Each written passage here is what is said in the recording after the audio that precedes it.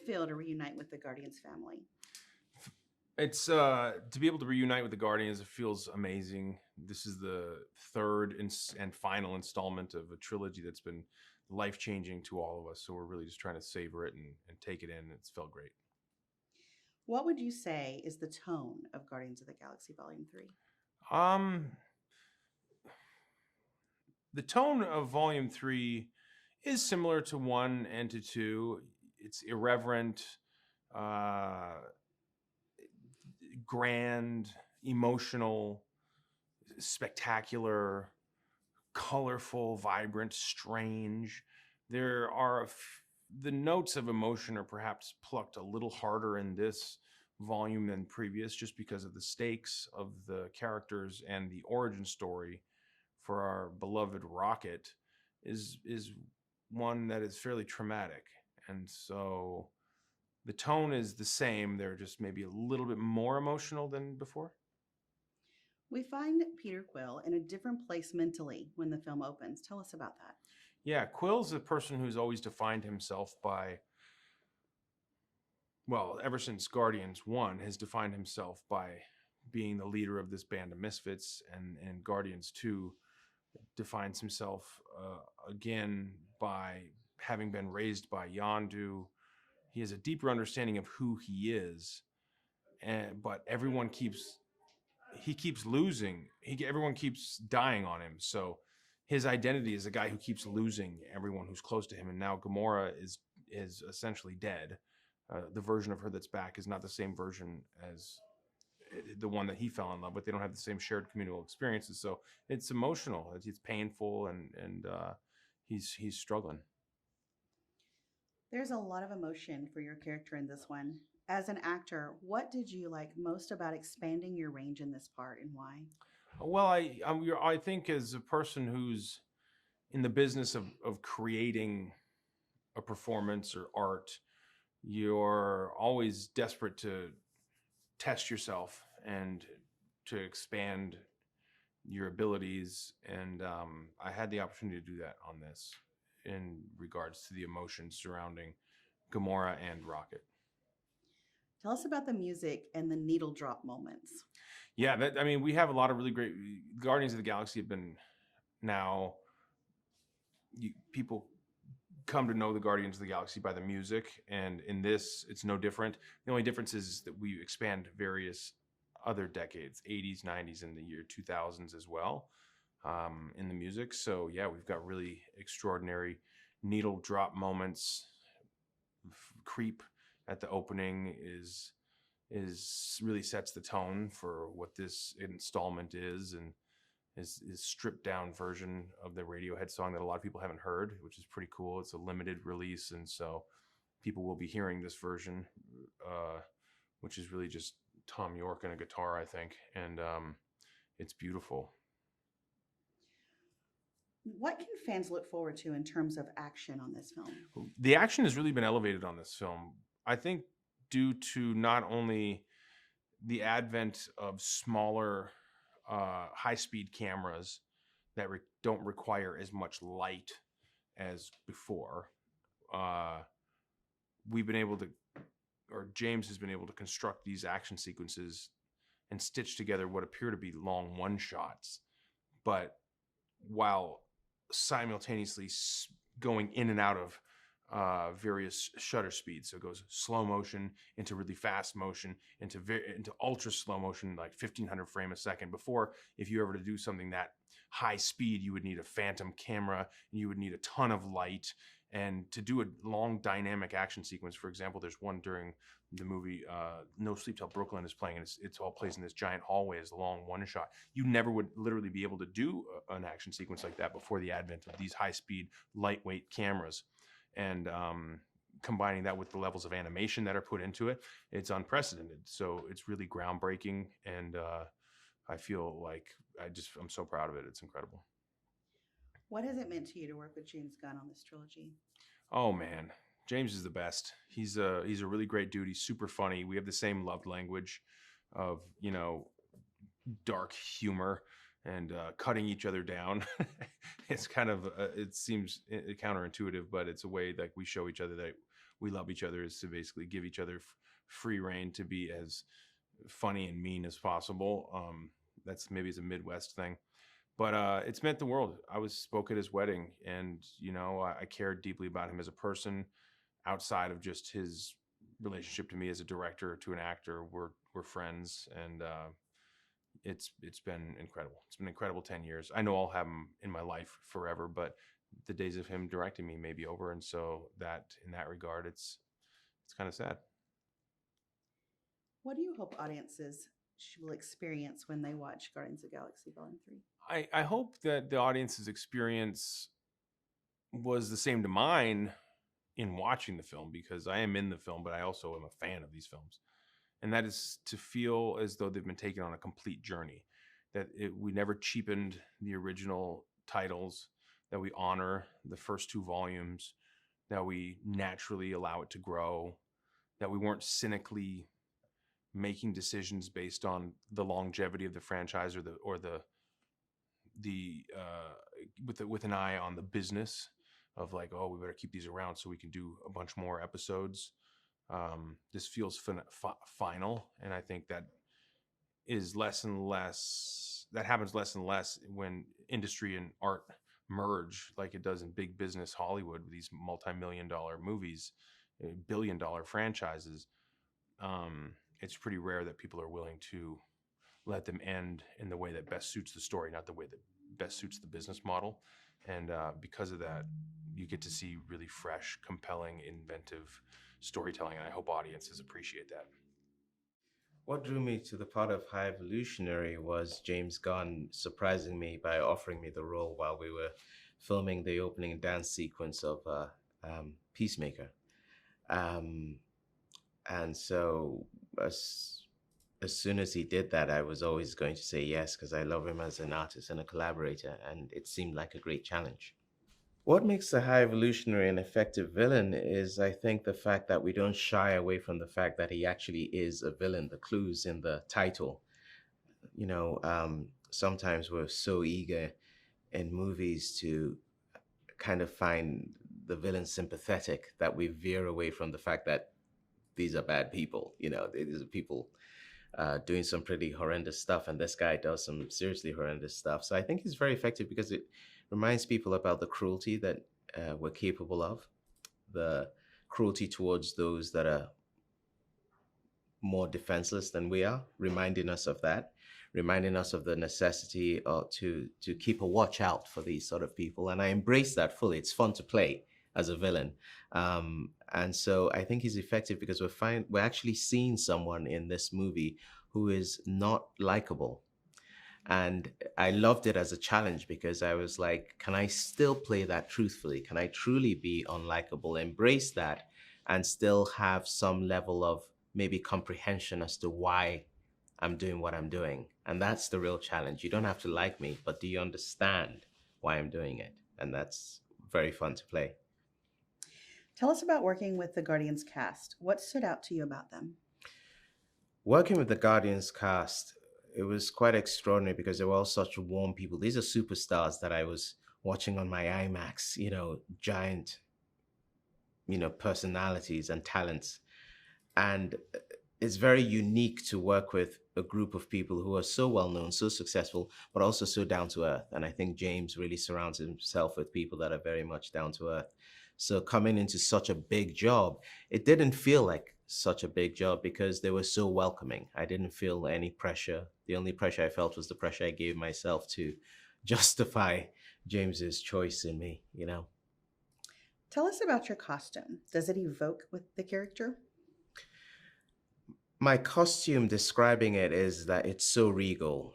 It's a regal purple. It really evokes the nature of the character and the sort of essence of the character as someone who glides through a space and is noticed and sort of is above it all. And the work that Judiana Makovsky and Legacy and everyone that put work into making the costume work for me also. Like they were like, are you comfortable with this? Is it too heavy? How do we make it look good? Does it look slick enough? Right down to the elegance of it. And I think they sort of really molded it around what I was doing, and it really helped. But I came into it, and the first day I was there and they put that costume on me, I was like, oh, okay, now I really get this guy. It was really the final piece in how at least I was going to approach the character, and that came through such detailed and a lot of work. I mean, they sent it back and forth. They kept tweaking it right to the end of the shoot to get it perfect. So when you have that sort of dedication, you also you sort of repay that dedication as an artist too. Did the practical sets and attention to detail help to inform your acting? The practicality of the sets, the fact that I was seeing in front of me what my character was supposed to be seeing, really helped my performance, because I didn't have to do as much imagination with CGI or looking at a green screen. It was very tactile and actually there. Beth Mickle, who designed the set, did such a great job with that. So I was able to get a sense of the grandeur of this guy's world, especially his lair, as it were, this raised desk and everything, and to look down on everyone. And for an actor, that's very helpful, because one of the things we forget to do is actually see. We're so stressed about the performance, we don't actually look around our surroundings sometimes on stage. So it's wonderful to come and actually see everything I'm going to be using and my domain. It added to the psychology of the character. You've worked with James Gunn before. How is this collaboration different, and what does he bring to the film from your perspective? I've worked with James Gunn now twice, and this collaboration reminded me very much of, at least our personal collaboration was very much like Peacemaker. He has this way of giving you so much material on the page to use, and then sitting back and seeing what you do with it. And then if you give him something really interesting, he really wants to push you further with it, He doesn't let you off the hook. And he also wants you to keep things grounded. It doesn't matter how extreme the character is. Keep it grounded. Is it truthful? It's not enough to be interesting. You have to be interesting and truthful. And that's probably the actor in him. But that's definitely the writer in him that drives with character.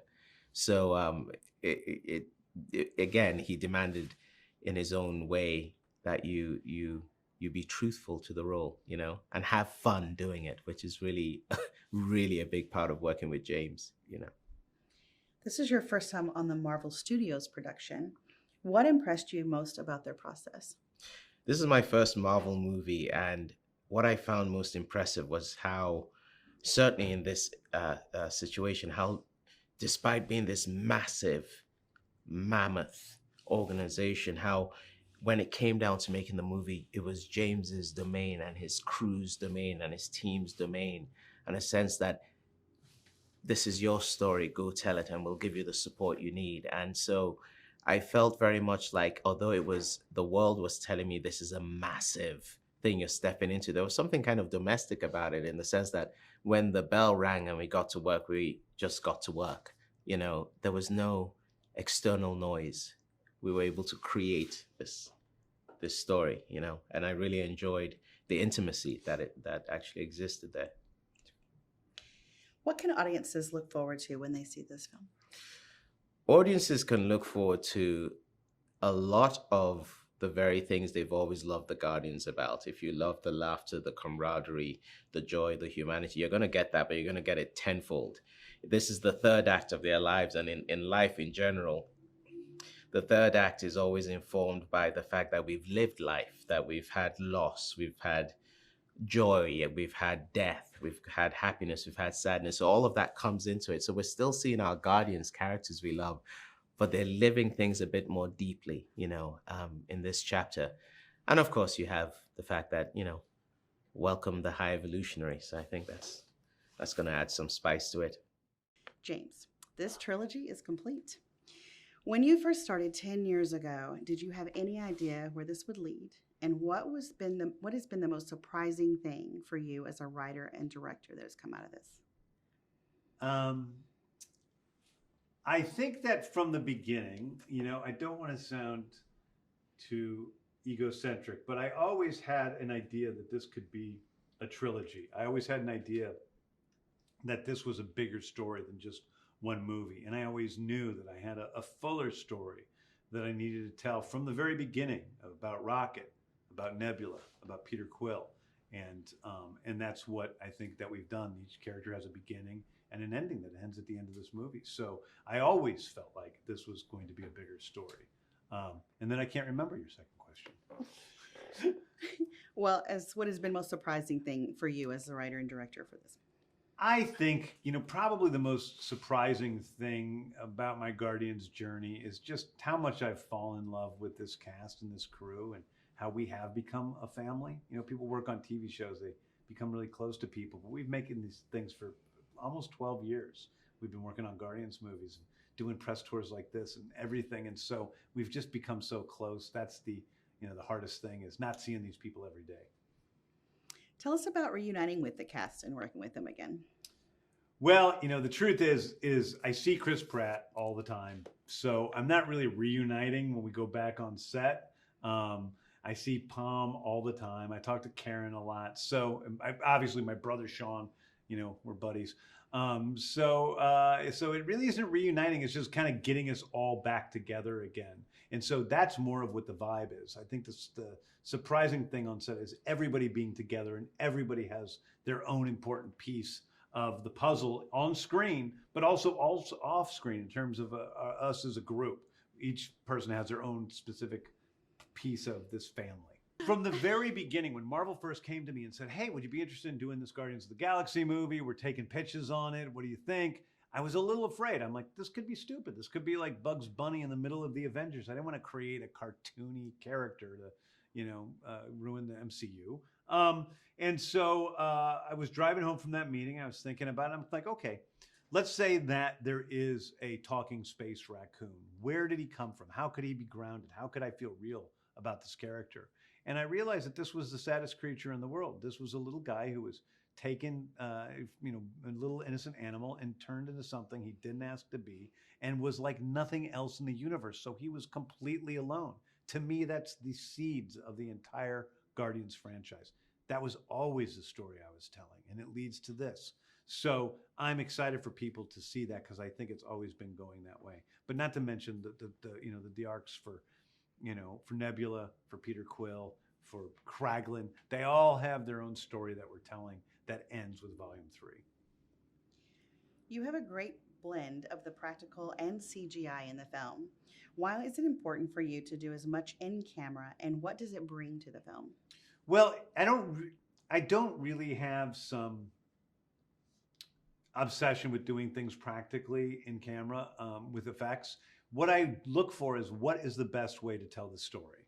So if an effect can be done the best with prosthetic effects, and we have more prosthetic effects in this than any movie ever made in the history of film, for real, then I'm going to do that. And if it's best served by doing computer, graphics, then I'm going to do that. So it's really what looks the best, what serves the story. If you have a raccoon running around who's talking and doing action scenes, you need to CGI that. We can't do that with puppeteering. It's just not possible.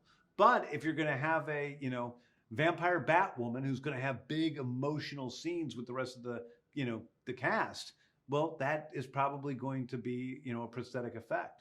And I find that something in a lot of movies they do is they just don't prepare enough. So they just do everything CGI because they're being lazy and they're not getting it done beforehand.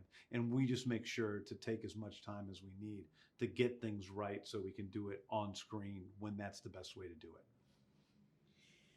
How did you go about selecting the music for this film? Was it easier since you had done the two before, or did it present new challenges? I think the hardest thing about making this movie was putting together this soundtrack. I think on the first two movies, they were all, 70s AM pop hits. There's a limited supply, there's a limited amount of top 40s, 70s songs that I could use. On this movie, it's songs from the 70s, 80s, 90s, 2000s. So I kind of had all pop music to choose from.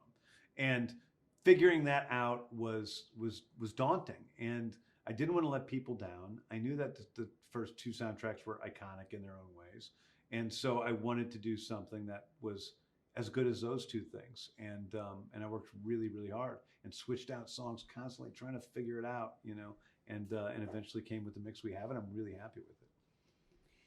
On the day the film wrapped, what did you say to everyone, and was it a bittersweet moment? I don't remember what I said to everyone on the day that we wrapped. I'm working hard. I'm like, I love you guys. Goodbye. But I think that what I remember are the speeches that the cast members gave. So I remember Chris Pratt's speech, on the last day of his filming, where he read off quotes from writers who said what a big bomb Guardians of the Galaxy Volume 1 was going to be, and how nobody believed it was going to be a hit. And I remember Zoe's speech where she talked about how much, the crew and the cast and me meant to her, and where she broke down crying, and it made me break down crying in a real way, which doesn't happen very often. I remember my brother Sean's speech and just thinking what it was like, when we were playing in our basement together when I was, little children playing with Fisher Price toys. And here we are doing the same thing, essentially, making movies with all these characters and creating. And that was very moving to me. So I remember other people's words. I really don't remember even holding the mic. What do you hope audiences will experience when they watch Guardians of the Galaxy Volume 3? I always hope for one thing when people go to see a movie. I hope that when they go to see a movie, they walk in, they enjoy it, of course, and then when they walk out of the theater, they love the person next to them a little more than what they felt about them when they walked in. That when they walk out of the theater, maybe they feel a little bit more hopeful about what this world can be than when they walked in. This is a story about compassion. It's about the power of compassion, the power of empathy, and hopefully a little bit of that will soak up, just a little bit in people, and then we'll have been, done what we needed to do. How did it feel to be back on the set as Nebula, and was it fun reuniting with everyone? It felt incredible to be back on set with everyone. It truly coming together feels like a family being reunited. It's been almost 10 years now that we've been working together, and we've been coming together sporadically over a decade, and those were quite formative years of our lives. And we get to run around as superheroes every so often. It's actually the best gig ever. It seems as though Nebula has lightened up quite a bit. Tell us about her attitude and where we find her at the beginning of the film. Nebula definitely has loosened up and lightened up a little bit in this film. She's been on this sort of journey of healing throughout all of the movies, and now she's at a place where Thanos has been eliminated from her life. She can start to develop a little bit more of that lighter personality. She's got a little bit more of a sense of humor this time. She has a fun rapport with Star-Lord. They're very quippy and back and forth with each other, and it's been really nice to explore this new version of her, this more evolved version of her, and one that has more compassion and more vulnerability. Describe Nebula's interesting arc throughout the trilogy, and what has it been like as an actor bringing her to this point? I just feel so lucky that Nebula has been given the most incredible emotional arc over the course of all these films. She started off when we met her as a bitter, tormented, twisted character on the periphery. And then actually, as we sort of gradually got to know her throughout the movies, we started to empathize with her and understand her point of view, and she didn't seem so villainous anymore. And then we watched her relationship with Gamora kind of develop, and they started to understand each other and gain empathy towards each other. And then she started to feel like for the first time in her life, she had a family around her and people who actually felt love towards her. And I think she probably has never experienced that in her entire life and never felt that. And so for her, it's been a journey of learning how to accept that, how to feel worthy of that love. And I think she's finally in a place where she feels that way now. There are amazing practical sets in this film. Can you tell us your favorite and why? There's so many amazing sets on this movie. I think one of my favorites would have to be the sort of the skin belly substance. It was all squidgy, and we got to wear fun space suits, and it was just one of the more unique sets I think I've ever seen. Transforming into Nebula takes a lot of work. Has the makeup process changed in any way throughout the years? It does take a lot of work to get into the whole Nebula getup. The makeup process has definitely evolved over the years. On the first film, it took 5 hours, and I had shaved my head. So it was they would get all the stubble off of my head first thing, and then glue everything to my face and neck. And then we sort of streamlined that over the years, and actually I was able to keep my hair for this last movie. And so that actually added an hour onto the makeup because we had to wrap the hair, but I was willing to do it because I'm I get to have hair, woohoo! So it's definitely been streamlined, but it's a challenging process, but it's one that I wouldn't trade because I get to play this amazing character with such a cool look, and it really helps me feel like her. You've worked with James Gunn on all 3 films. What was the experience been like? Working with James is one of the best experiences I've ever had. He's one of my favorite filmmakers in the world, one of my favorite people in the world, which is an amazing combination. He just has such a strong point of view. Like, he knows exactly what he wants. And when he makes a movie, it's a James Gunn movie. It has a sense of identity to it. You can tell that he made it. It's his sense of humor. It's his writing. It's his style. It's his taste in music, everything. And so you feel like you're in really safe hands because he will tell you if something's not working, and that's really important. Sometimes, actors are too, directors are too intimidated to tell the actor if like their improv line is actually making the scene worse, which is quite often the case. So it's like, he has this natural authority to him where he makes you feel valued and he appreciates your effort, but he knows where to guide you and how to take your energy and say, maybe don't say that, but you could say that instead. And it turns into something really funny. And so I always really appreciate that. This is the last film in James Gunn's trilogy. Tell us what it's like when it wrapped and how you felt. Wrapping this movie was one of the saddest experiences. It's just the end of an era. It's the end of 10 years of our lives. We're not going to see each other regularly anymore, and that just comes with so many emotions, and I feel deeply attached to this character now as well. Like, it's been an amazing exploration for me into what it feels like to be a scapegoated sibling in a toxic family dynamic, not to get too serious, but it's been really, really fascinating to me. And so to let go is difficult, but at the same time we're all like so proud of what we've done, so it's like bittersweet. What do you hope audiences will experience when they watch Guardians of the Galaxy Volume 3? I hope the audiences experience the wild emotional roller coaster that is Volume 3. I mean, okay, I just saw it for the first time and I have never been on such a ride. Like, I was crying and then I was laughing hysterically and then I was crying again and then laughing again. It was like genuinely like a roller coaster. And you learn more about Rocket, which is just so cool. And people will experience the last adventure, the last hurrah. And it is so Guardians. It's so funny. It's irreverent, but it's also emotional. What attracted you to the part of Cosmo? I've been a huge fan of Marvel Cinematic Universe since I was 14, I think, which is 13 years ago. I think that's the first time when I actually got to go to cinema by myself without my family, parents, etc. Because of Guardians of the Galaxy, because that movie made me feel like I will belong somewhere, and being able to participate in Guardians of the Galaxy Volume 3 and playing Cosmo has been the best thing that I can dream of. So what made me inspired by joining it and playing exactly Cosmo is that she's strong, she's loyal, she is lovable, and she's loving as well. And she's going to show her loyalty and her strength and her dedication to all of these Guardians who have taken over nowhere, and she feels like she belonged there with all her heart and her sanity, even as she's going to do some insanely unthinkable things to help them and to save the galaxy. So everything in her made me attracted to play her, and the idea of having that kind of an unconditional love, because we all know that puppies, dogs have it in them. And I think we as human beings should learn from them that's important, and let's try to do it as much as possible. So maybe that was the reason why I was absolutely doing it. And of course, that's freaking James Gunn, and it's Marvel and this incredible cast. The character is CGI, so you voiced her. How did you approach finding your dog voice? What did that entail? Well, I was trying to play her with so many different voices. So to find the right voice for Cosmo was, let's see which register, I'm not sure, is that right way to say it in English? Tonally, is it going to be a deeper voice? Is it going to be a higher voice? Is it going to be something in the middle? Because she's a prototype of the first dog that has been sent to the Cosmos, to the moon, called Laika.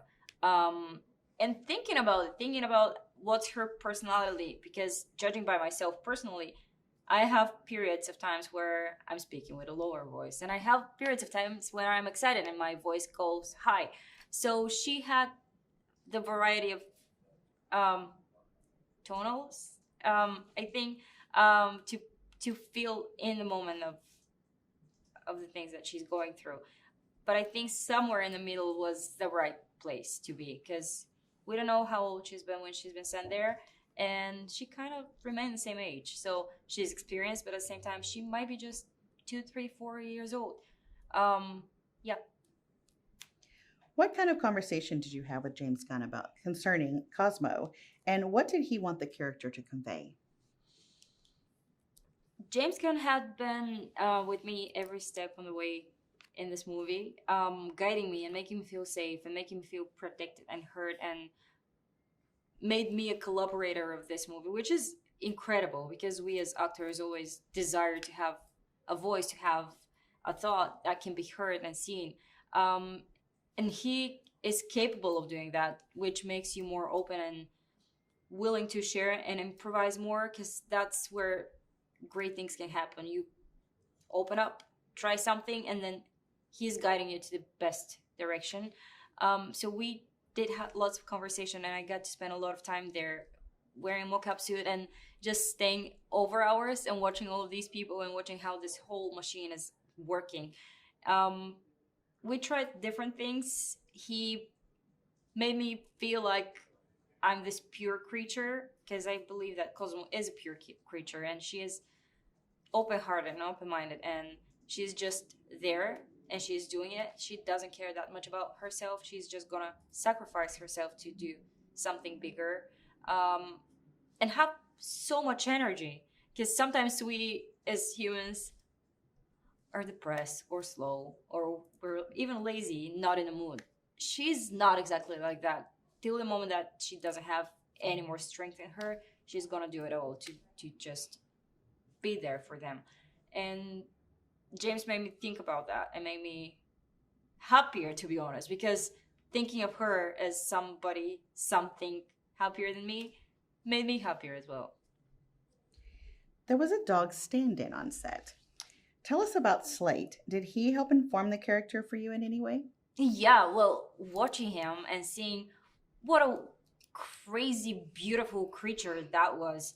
He was running and jumping, and he was perfect and disciplined, but at the same time, his energy and his excitement, it's something that I need in my life. And I think we all need it. So it helped me a lot. It helped me to develop Cosmo more, because when you look at these puppy eyes and you see that, oh my god, there is this and there is that and there is food and there is excitement and there's so many people, I want to play with them.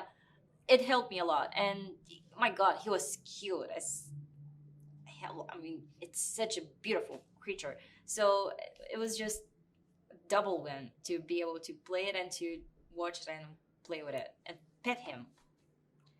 Tell us about Cosmo's friendship with Kraglin.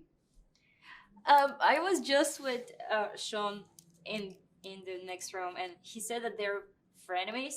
I don't agree with that. I think they're friends. I think there is a bit of a fight in Kraglin's head that I'm independent and I finally have my voice and I'm gonna do good, but I'm gonna be myself mostly. He does care about Cosmo a lot, and he's gonna tell her later that she is not what he said she is. I think I avoided the spoiler. So I think it's a beautiful relationship and a friendship, and they care for each other and they root for each other, and they're gonna protect each other the whole time. So it's like a family. I think they're family and they're soulmates, and you don't usually behave the best way with the closest people around you, so you can dare to be a bit rougher with them, to be more direct, even something that can hurt them. And I think that's kind of a core of their relationship, because they're so closer to each other, to the point that I don't really care. Even if I say something like that, you're gonna forgive me. It's gonna be fine. So they're actually good friends, I think. They're family. What did you learn from James Gunn, and what have you taken away from making this film? James taught me a lot of lessons, and some of the most important lessons are even beyond acting and beyond the movie as art, the movie industry as art industry or just entertainment industry. It's about existing and it's about human beings. It's about being a good person and being around good people.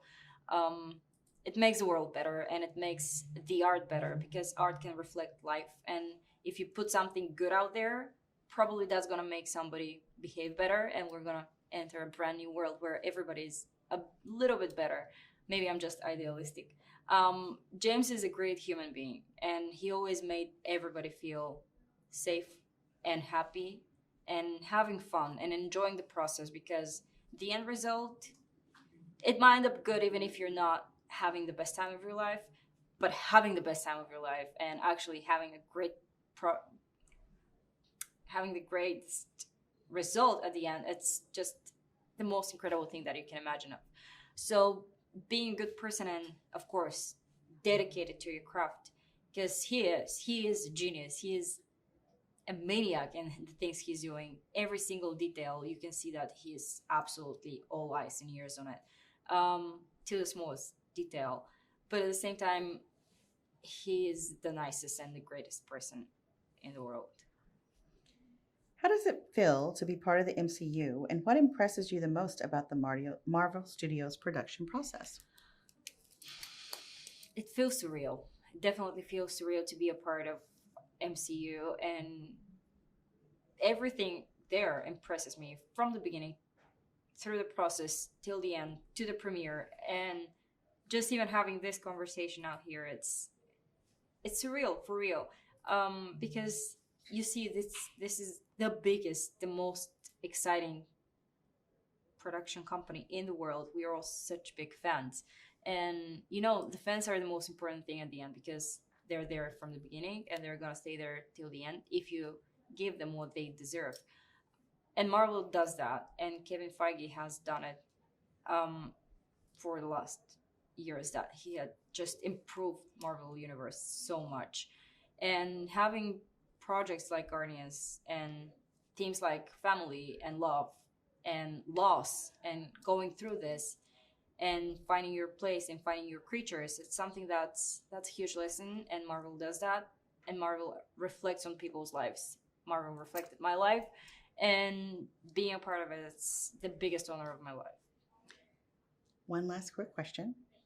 If you only had one word to describe the movie, what would it be and why?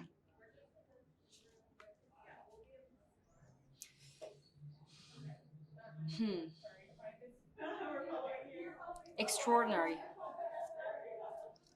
If I have one word to describe the movie, that's a hard question, difficult question. Extraordinary, because it's out of this universe, and at the same time it's emotional, it's powerful, so it is extraordinary. This is your first actual appearance in the MCU. What was it like playing Master Karja? Yes, my first actual appearance. It's actually accurate and true. This is my first actual appearance, the first time I actually appear in the Marvel Cinematic Universe. And what was it like? It was a 70-pound costume. It's rather hot. It was most comfortable when they strung me up from the ceiling and swung me around. That was when it was the most comfortable. It was an incredible experience. It's like getting together with your friends as a kid to do a play. Say, oh, we'll use my parents' back deck as a stage. We got this box of old clothes we can use for costumes. But if you had a multi-million-dollar budget and teams of people to do things in a really big way, it's a lot of fun. Without giving anything away, and in general terms, can you tell us a little bit about your character and how he fits into the story? My character, Master Karja, I wanted to get away from playing an armed, authoritarian, uniformed figure and go into a space opera and play an armed, authoritarian, uniformed figure. I figure that's my wheelhouse. Why go changing it now? Tell us about working with the Guardians cast and what you enjoyed the most about these interactions. Great question. Working with the Guardians cast is actually fantastic because James puts a lot of thought and effort into hiring people he actually wants to hang out with for, well, I guess what is the better part of a decade now, because there's been, well, 3 Guardians films on top of other Avengers films. He's going to hang out with these people a lot. So his selection process is very complete, and I reap all the benefits. You were so beloved as an actor and have had such a varied career. How does this performance rate to you personally on a fun scale? You know what? That's a great question. Performances for me are all about fun. People say, when you work on that show, they're looking at it from the perspective of watching the show. I look at it from a perspective of how is my day spent, and who do I spend my day with, and what do I spend my day doing? So with those provisions, working on a Guardians film with my friends it ranks very high. It ranks very high. Is it as much fun as you imagine it could possibly be? Multiply that by about 4 or 7. What impresses you the most about Marvel Studios' production, and why? What impresses me the most about the way Marvel has approached these stories is, as a Marvel fan, as a comic book fan, since I was a kid, I find it very satisfying. They perform a little what if trick. What if it were real? What if this were real life? What would these circumstances really do to a real person? It takes the fantasy and the fantastic, it grounds it in reality, and makes it so much, the reality makes it more palatable, makes it more real, satisfying. You've worked with James Gunn before. True. Why do you think that he was the perfect writer-director for the Guardians trilogy? Yes, I have worked with James before. And why was he the perfect writer-director? Because James is passionate. He actually loves these stories. He actually loves telling stories. Just think of somebody who's extremely good at their job. James is extremely good at his job, and his job is telling stories. I love stories. I love listening to them. I love watching them. I love participating in them. Stories are fun. They feed me. So working with James you're working with the best. What should fans expect when they see Guardians of the Galaxy Volume 3? Fans should expect from this film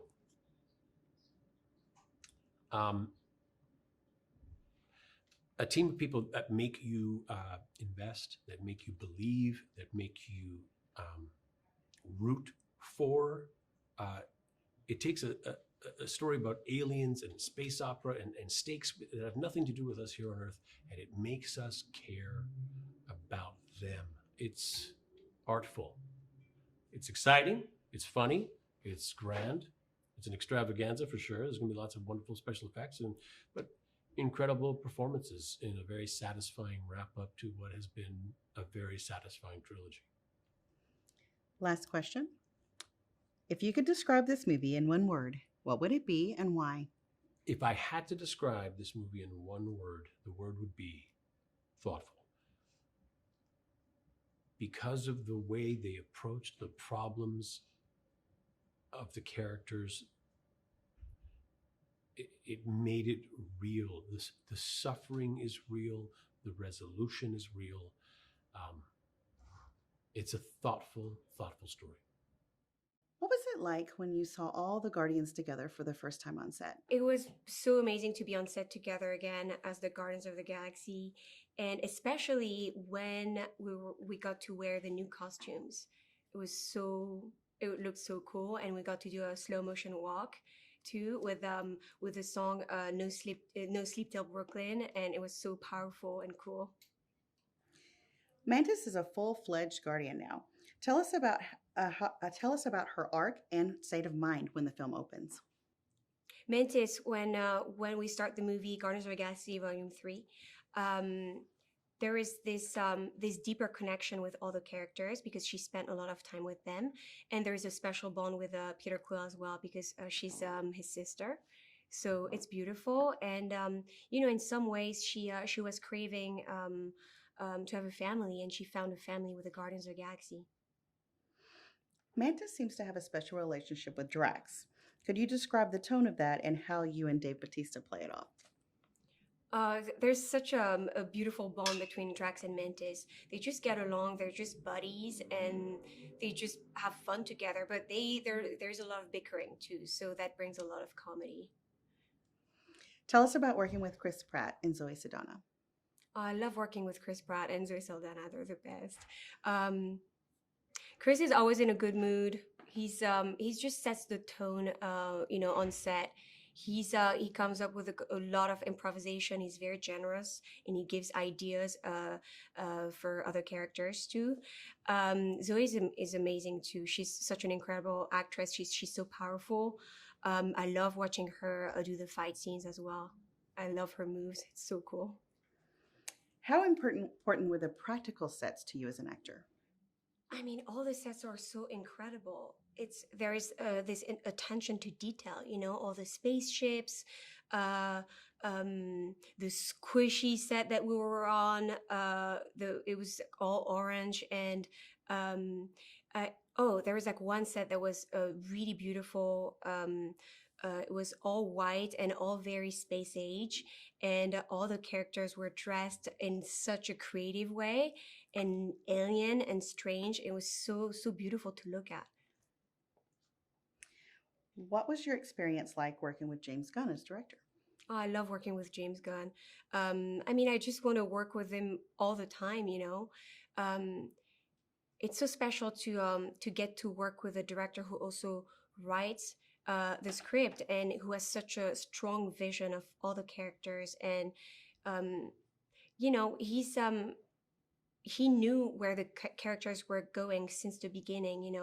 So there's such a beautiful arc with each character, and there's like something so unique about each characters as well. The weirdness and the playfulness and the comedy, and there's so much heart in everything that he does. If you could describe Guardians of the Galaxy Volume 3 in one word, what would it be and why? I can't choose just one word for this movie because it's heartbreaking, but at the same time, it's hilarious and it's action-packed. It's unforgettable. What was it like to have everyone back together again? Did everyone just fall back into the rhythm? It was such a treat to have everyone back together again for the third movie. I think there was a while where we didn't know if the third movie was going to happen. And so when it did, it was so joyful to see everyone and jump right back into it and be like, hey, we're all on the same page. We're trying to do the same thing here. It was just magnificent. I loved it. Tell us how it felt to bring Kraglin back as a full-fledged member of the Guardians. For me, it was really great to see Kraglin kind of fulfill his place within the Guardians after all he had been through in the first couple of movies. And he kind of struggles to find where he is. And just like all the Guardians, it's kind of a found family for him, where he realizes, hey, I belong here with everyone. And the journey of figuring all that out was the same for me as it was for Kraglin. And that was really just a cool part of it. Kraglin now has the Yaka arrow. What does that mean to him, and how is he challenged by it? Kraglin feels a really strong sense of responsibility for the Ravager Code and for upholding the things that he's learned from Yondu and from the other Guardians. So now that he has the Yaka arrow, it's that much more responsibility, which I think is part of what makes it so difficult for him to master. He feels like he wants to do it right, and I have to do it right, which is a hard thing to kind of put together. It's not until he realizes, oh wait, this is inside of me already, that he's able to kind of start to figure out what it all really means. We've heard that James plays the songs from the playlist on set that correlates with the scene being shot. How does that inform you as an actor? My brother James plays the songs from the soundtrack on set when we shoot the scenes. So it's really great for us as actors to know where we are and to understand tone wise and rhythm wise how these scenes are working. And a really cool thing about the third movie is so often the characters are actually listening to the songs that the audience is listening to. You know, Rocket has the Zune and we see him singing along, so we know Rocket knows and loves all these songs. So it's just kind of perfect that they have that soundtrack going to what they're doing. The practical sets are amazing. Can you describe your favorite set and tell us why it impressed you? So many of our sets are practical sets on the Guardians movie. So many are built, which is awesome that we're not just standing in front of a green screen the whole time. And I don't think that I'll ever in my life see a set that impressed me more than downtown nowhere, where the Guardians, you know, have sort of set up shop, which is just a huge space, and it feels like you're walking into a city because you are. What was it like to wrap this last film of the trilogy? Was it bittersweet? It was bittersweet to wrap the last film of the Guardians trilogy because it's so sad to, like, you know, be saying any kind of a goodbye to the characters, to the other actors, and all these things. It's really tricky, but I kind of try to keep my eye on the fact that it's really a joyful experience to finish something and share it with people and to give it away. That's what we are always working towards as storytellers, to not just make the story, but tell the story. And so I know that that's where we are now. So I try not to get too sad by any of it, and really kind of celebrate the whole thing. Tell us about being on set, the on-set Rocket, and how that helps the actors. My job as Rocket on set is really a kind of part of the whole process for that character. It takes a whole team of people to create Rocket. So I kind of think of it in a way as a relay race, that James writes the character and passes it along to me, and I work with the other actors on set to try to help the scenes get to where they need to be. Then the visual effects team takes over and they start to put Rocket together. And then finally, we all hand the baton to our anchor, Bradley, who makes the whole performance just pop and make it really work in the context of everything. Final question. What do you hope audiences experience when they see this film? When audiences see Guardians of the Galaxy Volume 3, I hope that it feels like a satisfying conclusion to the story of the three films.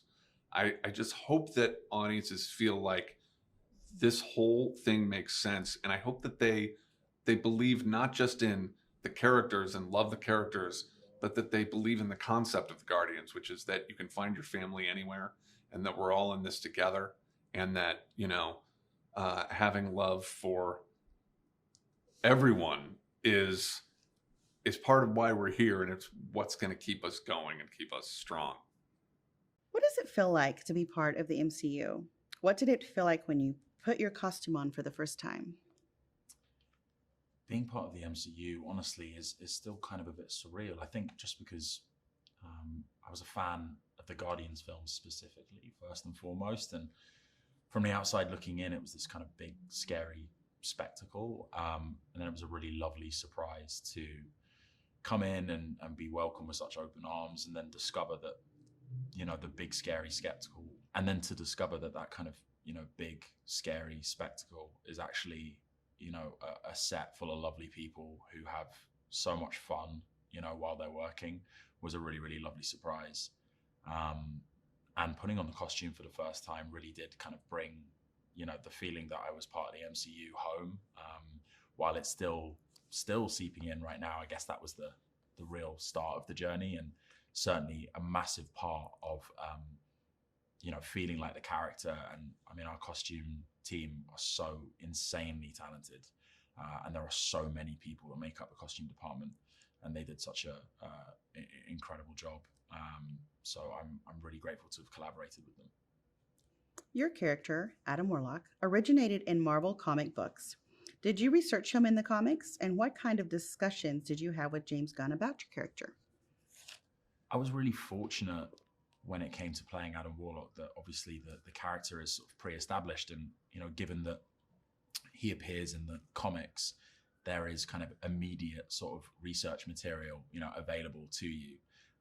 Of course, he's teased in the second movie, but the fact that he first appears, I think, in I don't know what edition it is, but my agent was kind enough to get me a first edition of an Adam Warlock comic, so I have that in my house somewhere. But being able to read that among other comics that he appears in, and reading about also some of the kind of fan fiction around Adam Warlock was really, really helpful. The internet was a really great provider in that sense as well. So between the comic and what the fans had produced online, a lot of my research was done for me, and then it became about kind of collaborating with James and having our two visions align over who Adam would be. And we settled on this idea of this being his kind of introduction, obviously, and the portrayal of the character in his infancy, as a kind of young person entering the world, trying to sort of carve out, the sort of person that he wanted to be, and what side of the line he wanted to stand on as far as good and evil is concerned. As you touched on, Adam Warlock is more like a child than an adult. As an actor, how did you approach bringing a childlike quality to him, and what was the most challenging aspect of that? Yeah, I think playing the kind of childlike aspects of Adam's characteristics, just allows you to kind of return to that kind of imagination-led sort of childlike fun that I think, is how I kind of got into acting, and to a degree how we all kind of engage with acting. I think, in some ways it's a psychological process, so you have to sort of think about, the formation of your characters, I think, from a kind of childlike starting point. So it was not a foreign concept to me preparing for the role. I think it's something I think about with all my roles. But playing the childlike qualities of Adam was fun. I think that's where a lot of the humor lied. And then I think it was about trying to manage, in a relatively short period of time, a kind of maturity arc, even in the context of this first movie, where, through his contact with various people and through various experiences in the film, he matures over time. What was it like working with the established cast? Was it helpful to have your process with them around? Massive. I mean, invaluable, honestly, to have people as experienced as the, Guardians Legacy cast are, offering you advice and, helping you out and being able to speak to, really particular things about what it's like to shoot movies of this nature was huge for me as a young actor coming in and being the new guy. I really, really lent on them. Chris, especially from day one, was so supportive and was in every sense a leader and a role model on set. So I was really grateful for him in particular, but everyone was fantastic to me, honestly, and they really kind of made me feel part of the group while we were shooting. How did the practical sets inform your acting? I don't know if I've ever been on a film with more impressive practical sets than this. Just amazing. I think the assumption is that there's a lot of green screen. You're doing kind of virtually everything against a blue screen or a green screen. And I gotta say, it's wild to be in scenes of this nature and have sometimes 90% of the world around you kind of practically there, physically there. And the way the camera team kind of embed themselves into that set and kind of sort of blend in. You can really immerse yourself in those worlds. And, our art department are just nuts talented. It really blew my mind. And it's kind of hard to not sort of have it take you out, at least initially, because you're kind of marveling at how incredible each set is, but you've got to, switch off. I guess in Adam Warlock's world, it's like, it's the bathroom or it's the kitchen or it's the, don't stare at it all in wonderment, but it eventually becomes something that just helps you lose yourself in any given scene and feel more like the character. And every department are kind of pulling to try and, achieve the same goal. And it makes my job in the acting department much easier. And what was it like to work with director James Gunn? So amazing. I mean, he's so talented in so many ways. I think James, as a writer, a director, a producer, he's kind of unlike anyone I've come across. Don't think I've ever seen anyone with such a kind of realized and confident vision of what they want, you know, in advance of trying to kind of execute it. You know, he storyboards the whole movie well before we get to set. He's got the playlist, the soundtrack, I should say, sorted before, you know, maybe even the script is fully finalized.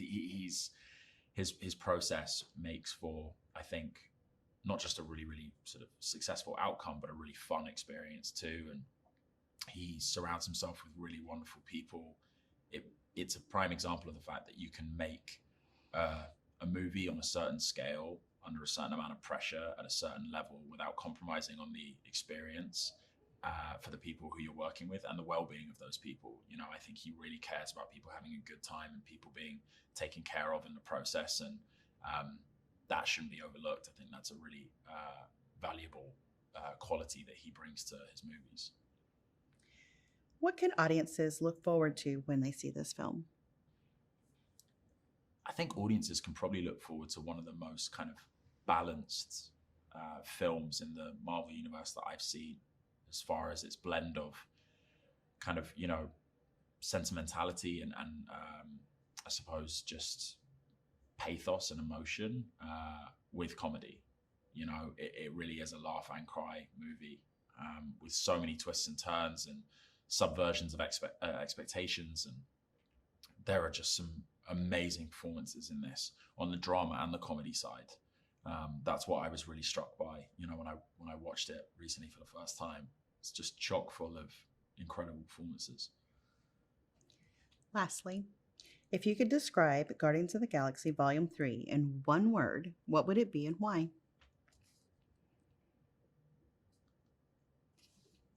I think if I had to describe Guardians of the Galaxy Volume 3 in one word, it would be climactic.